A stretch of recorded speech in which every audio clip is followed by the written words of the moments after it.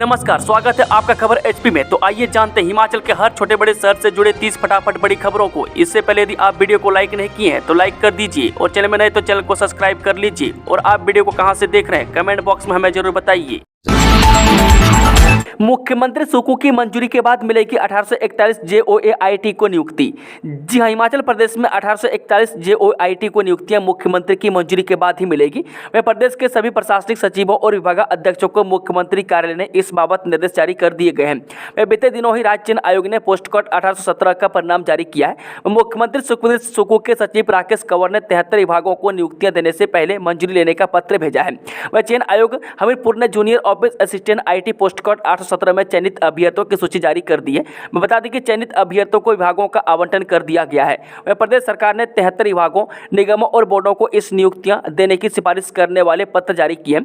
मैं आयोग की ओर से संबंधित विभागों, बोर्डों और निगमों को चयनित अभ्यर्थियों के ऑनलाइन रिक्रूटमेंट फॉर्म और जरूरी योग्यता प्रमाण पत्र भेजे गए। अब विभागों, निगमों और बोर्डों की ओर से नियुक्ति पत्र जारी किए जाने हैं। वह इसी कड़ी में मुख्यमंत्री कार्यालय ने सभी संबंधित विभागों को पत्र जारी कर नियुक्ति पत्र देने से पहले मुख्यमंत्री की मंजूरी लेना अनिवार्य कर दिया है।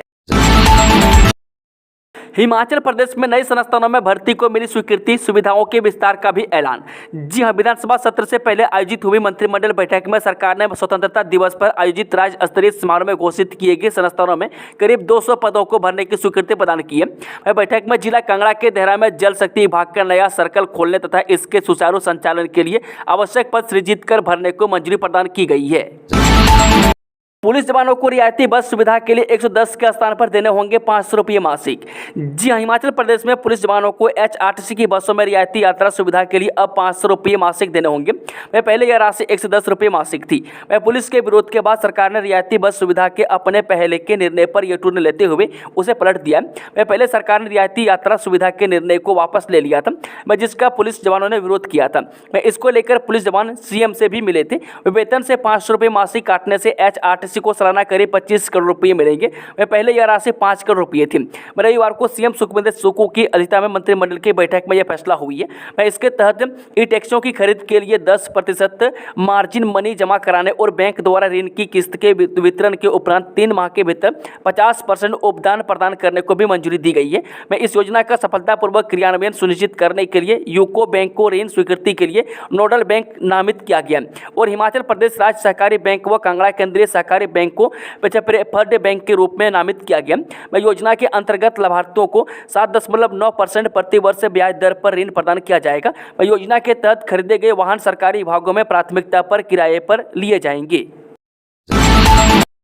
कर्मचारियों के मुद्दों को लेकर सरकार का रवैया रहा नकारात्मक। जी हां, नेता प्रतिपक्ष जयराम ठाकुर ने प्रदेश सरकार पर कर्मचारियों के मुद्दों को लेकर नकारात्मक रवैया अपनाने का आरोप लगाया तथा कहा कि मुद्दों के समाधान के स्थान पर सरकार ने टकराव की स्थिति पैदा करने का प्रयास किया है। उन्होंने CM सुक्कू को कर्मचारी हितैषी भाषण के स्थान पर इनकी समस्या के समाधान की सलाह दी। रविवार को पार्टी प्रदेश मुख्यालय दीप कमल चक्कर में PM मोदी के मन की बात कार्यक्रम का सीधा प्रसारण सुनने के बाद उन्होंने कहा कि मन की बात कार्यक्रम PM मोदी का सबसे लोकप्रिय कार्यक्रम है। जयराम ने कहा कि CM सुक्कू को कर्मचारियों के मुद्दों पर अपना रवैया स्पष्ट करना चाहिए। हिमाचल में कर्मचारियों, मंत्रियों व मुख्यमंत्री के बीच में जो टकराव का वातावरण चल रहा है वह दुर्भाग्यपूर्ण है। उन्होंने सवाल किए हैं कि आज कर्मचारी सड़कों पर क्यों हैं, कर्मचारी परेशान क्यों हैं, पूरे प्रदेश में प्रमोशन, DA, एरियर सब लंबित क्यों हैं। मुद्दों के समाधान के स्थान पर टकराव की स्थिति पैदा की जा रही है। मुख्यमंत्री ने सुनी IGMC में कर्मचारी महासंघ की समस्याएं, दिया आश्वासन। जी हां, मुख्यमंत्री सुक्कू ने IGMC में दंत चिकित्सालय कर्मचारी महासंघ की समस्याओं को सुना और उन्हें पूर्ण करने का आश्वासन दिया। वे महासंघ के प्रधान हरिंद्र सिंह मेहता व महामंत्री हनीश ठाकुर व कार्यकारिणी सदस्यों ने सचिवालय में मुख्यमंत्री से भेंट की। वे प्रधान हरिंद्र मेहता ने कहा कि संघ ने मुख्यमंत्री का IGMC एवं टांडा मेडिकल कॉलेज में विभिन्न श्रेणियों के पदों की नियुक्तियों के आदेश के लिए धन्यवाद किया तथा मांग की है कि कोरोना जैसी वैश्विक महामारी में जिन स्वास्थ्य कर्मचारियों ने अपना सहयोग दिया था उन्हें प्राथमिकता के आधार पर इन पदों पर रखा जाए, जिसमें मुख्यमंत्री ने अपनी सहमति व्यक्त की है। उन्होंने कहा कि OTA को 13,000 से 25,000 रुपये देने की बात भी कही, ताकि OTA की भर्ती किल्लत को दूर किया जा सकेगा। संघ ने मुख्यमंत्री से इन सभी नियुक्तों को आउटसोर्सिंग में न रखकर अस्थायी रूप से नियुक्ति करने का आग्रह किया है। निराश्रितों के लिए मुख्यमंत्री सुख शिक्षा योजना, नर्सरी केजी में 6 माह की छूट। जी हां, मुख्यमंत्री सुखू की अध्यक्षता में रविवार को हुई राज्य मंत्रिमंडल की बैठक में मुख्यमंत्री सुख शिक्षा योजना लागू करने का निर्णय लिया गया, जिसका उद्देश्य विधवाओं, निराश्रित महिलाओं, तलाकशुदा महिलाओं और विकलांग माता पिता को अपने बच्चों के पालन पोषण और शिक्षा में अधिक सहायता प्रदान करना है। इस योजना के तहत पात्र बच्चों को 18 वर्ष की आयु तक उनकी शिक्षा, स्वास्थ्य और पोषण संबंधित आवश्यकताओं को पूरा करने के लिए 1000 रुपये का मासिक अनुदान मिलेगा। इसके अतिरिक्त यह योजना स्नातकोत्तर, डिप्लोमा और व्यावसायिक पाठ्यक्रमों सहित उच्च शिक्षा के लिए पाठ्यक्रम शुल्क और छात्रावास व्यय को कवर करने के लिए वित्तीय सहायता प्रदान करेगी। मंत्रिमंडल ने राजीव गांधी स्वरोजगार स्टार्टअप योजना 2023 के तहत ई टैक्सियों की खरीद के लिए 10% मार्जिन मनी जमा करने और बैंक द्वारा ऋण की किस्त के वितरण के बाद 3 महीनों के भीतर 50% सब्सिडी प्रदान करने को भी अपनी सहमति दी है।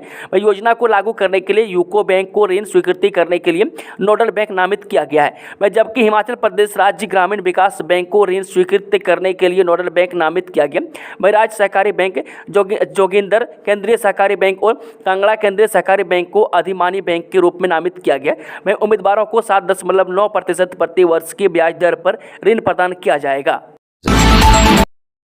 आबादी देह में लंबे समय से रह रहे लोगों को भूमि का मालिकाना हक ड्रोन मैपिंग का काम हुआ पूरा। जी, हिमाचल में आबादी देह में लंबे समय से रह रहे लोगों को भूमि का मालिकाना हक मिलेगा। स्वामित्व योजना में राजस्व विभाग पहले चरण में प्रदेश के 190 गांवों के 4230 परिवारों को संपत्ति कार्ड देगा। विभाग ने प्रदेश के 15,196 गाँवों में से 13,599 आबादी देह गाँवों की ड्रोन मैपिंग का काम पूरा कर लिया है। NH 505 पर लोसर और काजा को जोड़ने वाला पुल ढहा, साथ में डंपर भी गिरा, चालक सुरक्षित।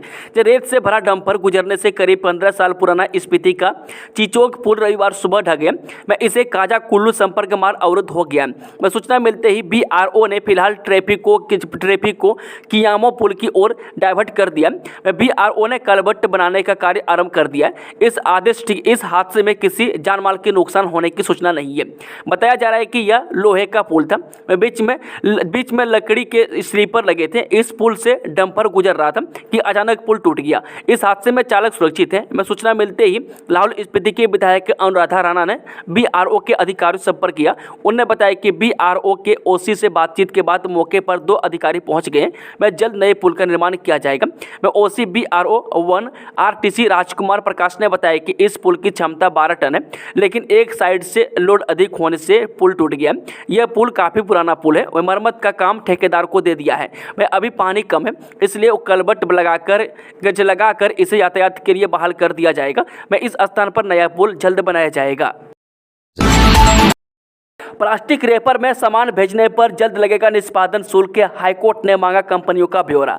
ये प्रदेश में आने वाले समय में प्लास्टिक रैपर लगाकर सामान भेजने वाली कंपनियों को उनके निष्पादन का शुल्क चुकाना पड़ेगा। शुल्क न चुकाने पर प्लास्टिक के निष्पादन की जिम्मेदारी कंपनियों को लेनी पड़ेगी।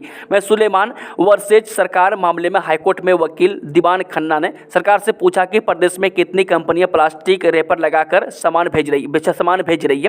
उनकी सूची मांगी गई है। प्लास्टिक मैनेजमेंट कानून के तहत उक्त कंपनियों की ही निष्पादन करने की जिम्मेदारी है। कितनी कंपनियों से प्लास्टिक रैपर के निष्पादन का खर्चा लिया गया, उन्होंने दलील रखी है कि कंपनी का अंतिम निर्धारण राज्य और केंद्रीय प्रदूषण नियंत्रण बोर्ड को राज्य में प्लास्टिक लाने वाली बहुत सी कंपनियों को सहयोग करने और उन्हें अंतिम रूप देने की आवश्यकता है। विशेष रूप से वे जो कई राज्यों में काम कर रही है और जिन्होंने विस्तारित निर्माता उत्तरदायित्व EPR भुगतान नहीं किया है, इसके लिए अब प्रदेश में प्लास्टिक रैपर लगाकर सामान भेजने वाली कंपनियों का नगर निगम और प्रदूषण नियंत्रण बोर्ड में रजिस्ट्रेशन करवाया जाएगा।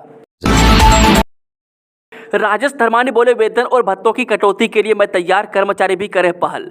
जी हां, सचिवालय सेवाएं कर्मचारी महासंघ के निशाने पर चल रहे तकनीकी शिक्षा मंत्री राजेश धर्मानी ने कहा कि वेतन और भत्तों की कटौती के लिए मैं तैयार हूं। कर्मचारी भी आगे आए। प्रदेश को आर्थिक तौर पर मजबूत करने के लिए अन्य लोगों को इस बाबत आगे आना होगा। शनिवार को राज्य सचिवालय में मीडिया से बातचीत में धर्मानी ने कहा कि सचिवालय महासंघ के नेता गुंडे मवाली जैसी भाषा का प्रयोग कर रहे हैं। मुख्यमंत्री को कोई मांग पत्र सौंपा नहीं और अब आंदोलन करने लगे हैं। उन्होंने कहा कि मैं मंत्री बनने लायक हूं या नहीं, इसका सर्टिफिकेट महासंघ के अध्यक्ष को देने की जरूरत नहीं है। मैं बातचीत के लिए सरकार के दरवाजे हमेशा खुले हैं। अभद्र भाषा और अनुचित व्यवहार संवैधानिक व्यवस्था के खिलाफ है। कहा कि हिमाचल का बजट 58,000 करोड़ रुपये का है। मैं कुल बजट का 45% हिस्सा वेतन व पेंशन पर खर्च होता है। मैं 2300 करोड़ रुपये सैलरी व पेंशन पर लगता है। मैं जबकि मंत्री और विधायकों पर 25 करोड़ खर्च होता है। विधायकों व मंत्रियों को टारगेट किया जा रहा है। मुख्यमंत्री सुक्खू बोले, वित्तीय समीक्षा कर 1 महीने के बाद कर्मियों के डीए पर लेंगे निर्णय। जी हां, मुख्यमंत्री सुखविंदर सुक्खू शनिवार को विभिन्न अराजपत्रित कर्मचारी और शिक्षक संगठनों के पदाधिकारियों ने भेंट की और अपनी मांगों से अवगत करवाया। मुख्यमंत्री ने कहा कि प्रदेश के सभी अधिकारी और कर्मचारी उनके परिवार के सदस्य हैं और उनकी सभी जायज मांगों पर सहानुभूतिपूर्वक विचार किया जाएगा।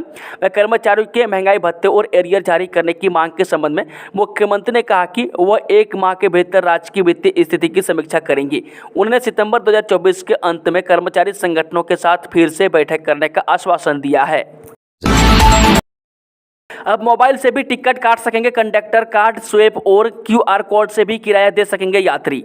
ये बसों में सवारियों के टिकट आने वाले समय में मोबाइल से भी काटे जा सकेंगे। यह तकनीकी काफ़ी सस्ती होगी। सरकारी के साथ साथ निजी बस ऑपरेटरों के लिए भी यह फायदेमंद होगी। परिवहन विभाग ने इस योजना को लेकर काम करना शुरू कर दिया है। इसके तहत एक निजी कंपनी से संपर्क साधा गया और कंपनी एक बार प्रेजेंटेशन भी दे चुकी है। अनुपात प्रणाली खत्म, वरिष्ठता के आधार पर ही होगी पदोन्नति, जाने पूरा मामला। ये प्रदेश में शिक्षा उपनिदेशक के पद पर अनुपात के आधार पर होने वाली पदोन्नति प्रणाली को प्रदेश उच्च न्यायालय शिमला ने खत्म कर दिया है। अब प्रधानाचार्यों की संयुक्त वरिष्ठता सूची तैयार होने के बाद ही शिक्षा उपनिदेशक के पद पर पदोन्नति हो पाएगी। प्रदेश उच्च न्यायालय ने इस मामले में वादी और प्रतिवादी की दलीलें सुनने के बाद वादी स्कूल प्रधानाचार्य के पक्ष में फैसला सुनाया है। कैबिनेट का बड़ा फैसला, जहरीली शराब बनाने वाली की संपत्ति जब्त करेगी सरकार। हिमाचल प्रदेश के सीएम सुखविंदर सिंह सुक्खू की अध्यक्षता में कैबिनेट बैठक में महत्वपूर्ण निर्णय लिए गए हैं। आज की बैठक में आबकारी कराधान विभाग के नियमों में बदलाव किया गया है। बैठक में फैसला लिया गया है कि जहरीली शराब बनाने के दोषी की संपत्ति को सरकार जब्त करेगी। 2023-24 शैक्षणिक वर्ष के दौरान नर्सरी, LKG और UKG में पहले से नामांकित छात्रों के लिए 6 महीने की आयु में छूट को मंजूरी दी है, जिससे उन्हें पहली कक्षा तक अगली उच्च कक्षाओं में आगे बढ़ने की अनुमति मिल सके। अपनी बहन बेटी से फोन में जरूर इंस्टॉल कराएं ये ऐप, मुसीबत में मिलेगी मदद। जी, कोलकाता मर्डर केस के बाद एक बार फिर देश भर में महिलाओं को सुरक्षा को लेकर लोग सचेत हो गए। महिलाओं की सुरक्षा इस वक्त देश में अहम मुद्दा है। हर कोई अपनी जानकार महिला के लिए चिंतित है। अगर आप भी ऐसी ही किसी चिंता में हैं तो यहाँ हम आपको बताने जा रहे हैं एक ऐसी ऐप के बारे में जिसके जरिए आप किसी अपनी बहन, दोस्त या बेटी की सुरक्षा के लिए एक पहल कर सकते हैं। इसके लिए सबसे पहले आपको अपने फ़ोन में एक ऐप इंस्टॉल करनी होगी। मैं चलिए जानते हैं इसके बारे में। हिमाचल प्रदेश में भी महिलाओं की सुरक्षा के लिए सरकार और पुलिस प्रशासन ने कई योजनाएं बनाई है। 2017 में कोटखाई में गुड़िया दुष्कर्म और मर्डर के मामले के बाद से महिलाओं की सुरक्षा को लेकर आवाज उठने लगी थी। हिमाचल प्रदेश पुलिस ने राष्ट्रीय सूचना विज्ञान केंद्र के सहयोग से शक्ति बटन की पहल की थी।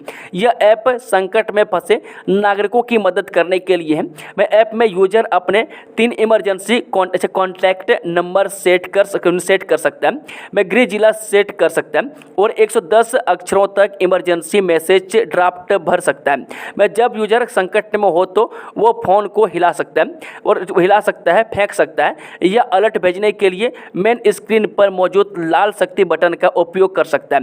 ऐप जिला पुलिस के कंट्रोल रूम के साथ साथ फोन पर चूज किए गए इमरजेंसी कॉन्टैक्ट को यूजर के GPS कोऑर्डिनेटर का SMS भेजता है। ऐप डिवाइस पर ऑडियो और वीडियो रिकॉर्डिंग भी शुरू करता है। यूपीएस ने OPS से NPS का अंतर किया खत्म। रिटायरमेंट के बाद कर्मचारियों को नहीं होगी कोई चिंता। केंद्रीय मंत्रिमंडल ने सरकारी कर्मचारियों के लिए यूनिफाइड पेंशन स्कीम यानी कि UPS को मंजूरी दे दी है। इसके तहत 25 साल तक काम करने वाले कर्मचारियों को 50% पेंशन मिलेगी, वहीं फैमिली पेंशन 60% मिलेगी। सेवा के दौरान कर्मचारी की मौत के बाद उसकी पत्नी को 60% पेंशन मिलेगी। अगर कोई कर्मचारी 10 साल तक काम करता है तो UPS के तहत उसे प्रतिमाह 10,000 रुपये पेंशन मिलेगी। पूर्व विधायक राजेंद्र राणा ने सीएम सुक्कू पर साधा निशाना तो एमएलए रंजीत राणा ने दे डाली नसीहत। जी, हिमाचल प्रदेश में कर्मचारियों ने डीए और एरियर का भुगतान न करने पर सुक्कू सरकार के खिलाफ मोर्चा खोल दिया है। प्रदेश सरकार द्वारा आर्थिक संकट का हवाला दिया जा रहा है। सरकार का कहना है कि खजाना खाली होने के चलते फिलहाल कर्मचारियों का डीए एरियर भुगतान संभव नहीं है, जिसके चलते प्रदेश की राजनीति कांग्रेस बनाम भाजपा हो गई है। भाजपा का आरोप है कि सरकार फिजूल खर्ची पर पानी की तरह पैसा बहा रही है, लेकिन कर्मचारियों को उनका हक देने में आनाकानी कर रही है। इसी बीच सुजानपुर के पूर्व विधायक ने भी सुक्कू सरकार पर निशाना साधा, जिस पर मौजूद कांग्रेस विधायक ने जोरदार पलटवार किया है। करोड़ों रुपए का घोटाला करने वाले सहायक बैंक प्रबंधक गिरफ्तार, लोगों के खाते ही कर दिए थे खाली। सहकारी बैंक नौहराधार में करोड़ों के बैंक घोटाले करने वाले आरोपी सहायक प्रबंधक को गिरफ्तार कर लिया गया। वह पुलिस आरोपी को अदालत में पेश करने की तैयारी कर रही है। वह पुलिस मामले की गहनता से जांच में जुटी हुई है। वह जानकारी के अनुसार बता दी कि बीती 10 अगस्त को बैंक प्रबंधन की तरफ से समरसगढ़ा पुलिस थाना में इस संदर्भ में शिकायत दर्ज करवाई गई थी।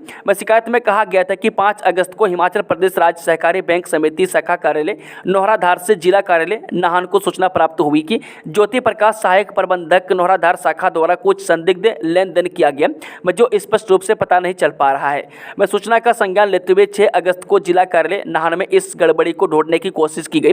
इस विषय की जांच के लिए डाटा सेंटर शिमला को कहा गया। 8 अगस्त को डाटा सेंटर द्वारा उन्हें जानकारी दी गई कि शाखा में किसान क्रेडिट कार्ड के बहुत सारे खाते खुले, खातों के नंबर भी उनके द्वारा भेजे गए। इसके बाद 9 अगस्त को जिला कार्यालय नाहन में खातों की विस्तृत जांच की गई और यह पाया गया कि शाखा के सहायक प्रबंधक ज्योति प्रकाश ने अपनी शक्तियों का दुरुपयोग करते हुए एक साथ किसान क्रेडिट कार्ड के कई फर्जी खाते खोले, जिनकी कुल स्वीकृत राशि रुपये 4 करोड़ 2 लाख के लगभग बनती थी। इस राशि को ज्योति प्रकाश द्वारा विभिन्न term loan, bank on deposit और cash credit limit bank on deposit के खातों में ट्रांसफर करके उन्हें बंद कर दिया गया। जल्द शुरू होंगे फोरलेन के 2 नए प्रोजेक्ट, केंद्र ने दी मंजूरी। जी, हिमाचल में फोरलेन के 2 नए प्रोजेक्ट जल्द ही शुरू होने वाले हैं। केंद्र सरकार ने पठानकोट मंडी के बीच बिजनी पद्धर मंडी तक के हिस्से को फोरलेन में तब्दील करने की मंजूरी दे दी है। हिमाचल से NHAI ने केंद्र सरकार को मार्ग के इन दोनों हिस्सों को DPR भेजी थी और केंद्रीय सड़क परिवहन और राजमार्ग मंत्रालय ने इस DPR की जाँच पूरी कर ली है। अब यह प्रोजेक्ट वन और पर्यावरण मंत्रालय के पास जाएगा। यहाँ फॉरेस्ट क्लियरेंस मिलते ही काम शुरू हो जाएगा। नेशनल हाईवे के प्रोजेक्ट में अब सर्वोच्च न्यायालय से स्वीकृति जरूरी नहीं है। पर्यावरण मंत्रालय से FCA की अनुमति मिलते ही नेशनल हाईवे के इन दोनों प्रोजेक्ट को फोरलेन में बदलने का काम शुरू हो जाएगा। बता दें कि इन दोनों प्रोजेक्ट के पूरा होने के बाद पठानकोट से मंडी तक पूरा मार्ग फोरलेन होगा और यहाँ 60 किलोमीटर की स्पीड से वाहनों का चलाया जा सकेगा। सरकारी कार्यक्रम रैलियों में उधार नहीं जाएंगी HRTC। जो सरकारी कार्यक्रमों या फिर राजनीतिक दलों की रैलियों में HRTC बसों का इस्तेमाल करने के लिए एडवांस में पैसा देना होगा। बता दें कि HRTC उधार में बसें नहीं भेजेगा। इससे पहले 50% की एडवांस राशि वसूल की जाएगी। निगम को इससे पहले काफ़ी चपत लग चुकी है। राजनीतिक दल हो या फिर सरकारी विभाग और बोर्ड निगम, सभी के लिए यह नियम लागू होंगे।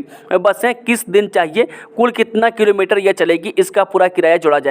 कुल राशि का 50% पहले निगम के पास जमा करवाना होगा। उसके बाद ही निगम अपनी बसों को कार्यक्रमों के लिए भेजेगा। अभी भी निगम का पैसा फंसा हुआ है जो उसे नहीं मिल पाया है। नए लुक में नजर आएगी बाबा बालकनाथ जी की तपोस्थली, 2 करोड़ 72 लाख होंगे खर्च। जो बाबा बालकनाथ की तपोस्थली साहतलाई आने वाले समय में नए लुक में नजर आएगी। मंदिर एरिया की सुनियोजित तरीके से डेवलपमेंट करने के साथ ही बाबा जी से जुड़ी ऐतिहासिक यादों को जीवंत बनाए रखने के मकसद से मंदिर न्यास प्रशासन ने 3.25 करोड़ रुपये का खाका तैयार किया है। सरकार की अप्रूवल मिलने के बाद अब अगली कार्य योजना को अंतिम रूप दिया जा रहा है। खास बात यह है कि मंदिर की एंट्रेंस पर बाबा जी से जुड़ा इतिहास सामने की दीवार पर अंकित होगा, जिससे श्रद्धालु अवगत हो सकेंगे। मंदिर की सुनियोजित तरीके से डेवलपमेंट के लिए बाकायदा डिजाइन भी तैयार कर लिया गया। यह कार्य ग्रामीण विकास विभाग के माध्यम से करवाया जाएगा।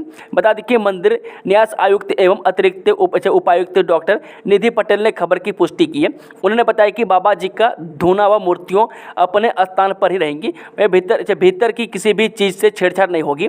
मंदिर के भीतर प्रवेश के लिए और बाहर जाने के लिए गेट बनेंगे। डिजाइन के अनुरूप कार्य होगा। फिलहाल तमाम पहलुओं को ध्यान में रखते हुए कार्य किया जा रहा है। मंदिर की डेवलपमेंट का कार्य ग्रामीण विकास विभाग के जरिए किया जा रहा है।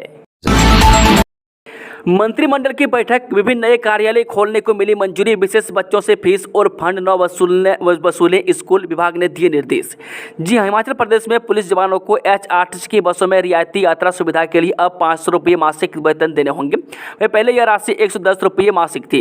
वह पुलिस के विरोध के बाद सरकार ने रियायती बस सुविधा के अपने पहले के निर्णय पर यू टर्न लेते हुए उसे पलट दिया है। वह प्रदेश सरकार की ओर से विशेष आवश्यकता वाले बच्चे और जो 40% से अधिक दिव्यांग हैं को 12वीं कक्षा तक मुफ्त और अनिवार्य शिक्षा प्रदान करने की मंजूरी दी गई है। ऐसे में शिक्षण संस्थानों में इन बच्चों से किसी भी तरह की फीस और फंड नहीं वसूला जाएगा। अब 6402 हेक्टेयर नए क्षेत्र टाउन एंड कंट्री प्लानिंग के दायरे में। जो टाउन एंड कंट्री प्लानिंग के अंतर्गत अब पहले से 2 गुनी से भी अधिक जनसंख्या आएगी। वहीं इसके दायरे में पहले जहां 25 राजस्व गांव आते थे, वहीं अब इनकी संख्या बढ़कर 103 हो गई है। जिन नए राजस्व गांव को टाउन एंड कंट्री प्लानिंग के दायरे में लाया गया उनमें से 12 नगर निगम पालमपुर के दायरे में आते हैं, जबकि शेष 64 राजस्व गाँव नगर निगम की परिधि से बाहर हैं। वर्ष 2011 की जनगणना के अनुसार 45,902 नई जनसंख्या टाउन एंड कंट्री प्लानिंग के अंतर्गत आएगी। इन विशेष बच्चों से फीस और फंड न वसूले स्कूल विभाग ने दिए निर्देश। ये प्रदेश सरकार की ओर से विशेष आवश्यकता वाले बच्चे और जो 40% से अधिक दिव्यांग हैं को 12वीं कक्षा तक मुफ्त और अनिवार्य शिक्षा प्रदान करने की मंजूरी दी गई है। ऐसे में शिक्षण संस्थानों में इन बच्चों से किसी भी तरह की फीस और फंड नहीं वसूला जाएगा। शिक्षा विभाग ने सभी जिलों को इस संबंध में आदेश जारी किए हैं। जिला उप निदेशकों को अपने प्रशासनिक नियंत्रण के तहत सभी शैक्षणिक संस्थानों को इस संबंध में आवश्यक निर्देश जारी करने को कहा है। इन बच्चों की पहली से 12वीं तक की पढ़ाई निःशुल्क होगी। बच्चों से कोई शुल्क या धनराशि नहीं ली जाएगी। विभाग ने जिलों को इन आदेशों को गंभीरता से लेने को कहा है। इसके बाद यदि इन मामलों पर विभाग को शिकायत मिलती है तो संबंधित संस्थान के मुखिया पर नियमों के अनुसार कार्रवाई की जाएगी। ANTF की नशा माफिया पर बड़ी चोट, चरस निकालने से पहले ही उजाड़ी खेती। जी हाँ, ANTF की टीम ने कुल्लू के सिलीहार इलाके में भांग के 10 लाख पौधों को नष्ट किया। इस दौरान अज्ञात लोगों के खिलाफ 2 मामले दर्ज करके छानबीन शुरू कर दी गई है। जानकारी के अनुसार बता दें कि ANTF की टीम सूचना मिलते ही इलाके में गई। इस दौरान 10 बीघा वन भूमि पर भांग की खेती पाई गई। ANTF की टीम ने इस दौरान करीब 10 लाख पौधों को नष्ट कर दिया। बताया गया कि अगले महीने चरस माफिया ने इस खेती से चरस निकालने का काम शुरू करना था, लेकिन ANTF ने चरस माफिया की उम्मीदों पर पानी फेर दिया।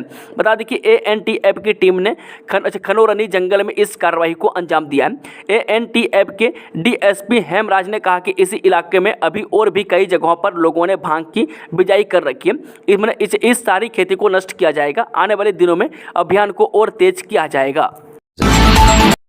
हिमाचल प्रदेश के सिरमौर में चलती गाड़ी पर गिरा पेड़, बाल बाल बचे पिता पुत्र, ऐसे पेश आया हादसा। जिला मुख्यालय नाहन में रविवार सुबह करीब 10:30 बजे कोट रोड पर एक बड़ा हादसा होने से टल गया। यहां काली स्थान मंदिर परिसर में विशालकाय पेड़ काटने का काम किया जा रहा था। इसी दौरान अचानक पेड़ सड़क पर चल रही गाड़ी पर गिर गया। गाड़ी में बाप बेटा सवार थे। गनीमत रही कि पेड़ गाड़ी के बोनट पर गिरा, जिसके चलते बाप बेटा बाल बाल बच गए। हादसे के बाद बाप बेटा दोनों काफी देर तक गाड़ी में ही बैठे रहे और मामले में आरोपियों पर कड़ी कार्रवाई करने की मांग करते रहे। मौके पर पहुंची प्रोफेसर डॉक्टर बीना तोमर ने बताया कि उनके पति दिनेश तोमर ट्यूशन से बेटे अक्षत तोमर को घर वापस लेकर आ रहे थे। तभी अचानक काली स्थान मंदिर परिसर में काटा जा रहा हरा विशालकाय पेड़ उनकी गाड़ी पर गिर गया। उन्होंने कहा कि पेड़ काटने के दौरान पूरी तरह से लापरवाही बरती गई है। न तो पेड़ काटने के दौरान दोनों तरफ से गाड़ियों को रोका गया और न ही इस दौरान कोई सड़क पर मौजूद था। ऐसी लापरवाही के चलते आज वह अपना परिवार खो सकती थी। शब्दावली पर हम माफी मांग सकते हैं, पर मंत्री धर्मानी खुद मवाली बोल रहे। हिमाचल प्रदेश सचिवालय सेवाएं कर्मचारी महासंघ के अध्यक्ष संजीव शर्मा ने कहा कि एसोसिएशन के कुछ लोगों की शब्दावली पर वह माफी मांग सकते हैं, पर मंत्री खुद सचिवालय के अधिकारियों को गुंडा मवाली तक बोल रहे हैं। इससे मुख्यमंत्री की छवि खराब होती है। उन्होंने कहा कि मंत्री ने कहा कि जो भत्ते 67 विधायकों को भत्ते मिल रहे हैं, मंत्री इन्हें आधा करने को तैयार है, बशर्ते कर्मचारी भी आगे आए। यह किस तरह की बयानबाजी है? क्या सभी 68 विधायकों की उन्हें सहमति मिल रही है? इस संबंध में सीएम ने एक भी शब्द नहीं कहा। चिंताजनक, इस साल हिमाचल में बनी 85 दवाओं के सैंपल फेल, सालाना 12,000 करोड़ का कारोबार। हिमाचल में प्रदेश सरकार जहां करोड़ों के बल्क ड्रग फार्मा पार्क के निर्माण के लिए प्रयासरत है, वहीं हर महीने फेल हो रहे दवाओं के सैंपल ने सरकार की चिंता बढ़ा दी है। हिमाचल में बन रही दवाओं के लगातार फेल हो रहे सैंपल से फार्मा हब के नाम से मशहूर हिमाचल का नाम खराब हो रहा है। हिमाचल में करीब 600 फार्मा कंपनियां सालाना 12,000 करोड़ रुपये से अधिक का कारोबार करती है। बता दें, केंद्रीय औषधि मानक नियंत्रण संगठन यानी कि CDSCO की जांच में एक के बाद एक हिमाचल में बनी दवाओं के सैंपल फेल हो रहे हैं। इस साल अब तक प्रदेश में बनी 50 से अधिक दवाओं के सैंपल फेल हो चुके हैं। बीते साल भी जनवरी से लेकर जुलाई तक 107 दवाओं के सैंपल फेल हुए थे। इसके बाद सरकार ने टास्क फोर्स गठित कर दोषियों पर कार्रवाई करने का दावा किया था। इसके बावजूद दवाओं के सैंपल फेल होने का सिलसिला लगातार जारी है। दवाओं निर्माता कंपनियां मुनाफा कमाने के लिए सब स्टैंड दवाएं बना रही है। हिमाचल में BBN, पावटा साहिब, काला अम्ब सोलन, संसारपुर टेरेस, गगरेट, मेहतपुर व कुमारहट्टी औद्योगिक क्षेत्र हैं। जीवन रक्षक दवाओं के अलावा हार्ट, किडनी, बुखार, मधुमेह, एलर्जी, दर्द, सर्दी जुकाम, BP, गैस, उल्टी, हड्डियों के दर्द, कान, आंख व दांतों के दर्द जैसी दवाओं के सैंपल बार बार फेल हो रहे हैं। शोध में खुलासा, जल्द खराब नहीं होगा पपीता, बढ़ेगी पैदावार, लेकिन कैसे जाने पूरी खबर। जी, पपीता अब जल्द खराब नहीं होगा। हिमाचल प्रदेश सहित प्रदेश भर में इसकी पैदावार बढ़ेगी। इसके लिए भारतीय कृषि अनुसंधान परिषद ने शोध कर एक फार्मूला तैयार किया है। वह गोंद और पपीते के पत्तों के अर्क से बनी कोटिंग ने फलों की सेल्फ लाइफ बढ़ा दी है। वह शोध में गवार गम, जेथन गम और गोंद अरबी के साथ पपीते के पत्तों का रस मिलाकर कोटिंग की गई, जिससे पपीते के फलों की सेल्फ लाइफ बढ़ गई है। यह प्रयोग भारतीय कृषि अनुसंधान परिषद के अंतर्गत आने वाले केंद्रीय आलू अनुसंधान संस्थान यानी कि CPRI शिमला ने किया है। इसमें डॉक्टर राजेंद्र प्रसाद केंद्रीय कृषि विश्वविद्यालय पूसा के तिरहुत कृषि महाविद्यालय के बागवानी विभाग ढोली, स्नातकोत्तर कृषि महाविद्यालय पूसा के बागवानी विभाग, वनस्पति विज्ञान और पादप शरीर क्रिया विज्ञान विभाग और पादप रोग विज्ञान विभाग का विशेष सहयोग रहा है। दोस्तों, खबरों का सिलसिला समाप्त होता है। अगर जानकारी पसंद आई तो वीडियो को लाइक, शेयर, चैनल को सब्सक्राइब जरूर कर लें और कमेंट बॉक्स में कमेंट करके बताएं कि आपने इसको किस जिले और पंचायत से देख रहे हैं। Thank you, all the best, जय हिंद, जय हिमाचल।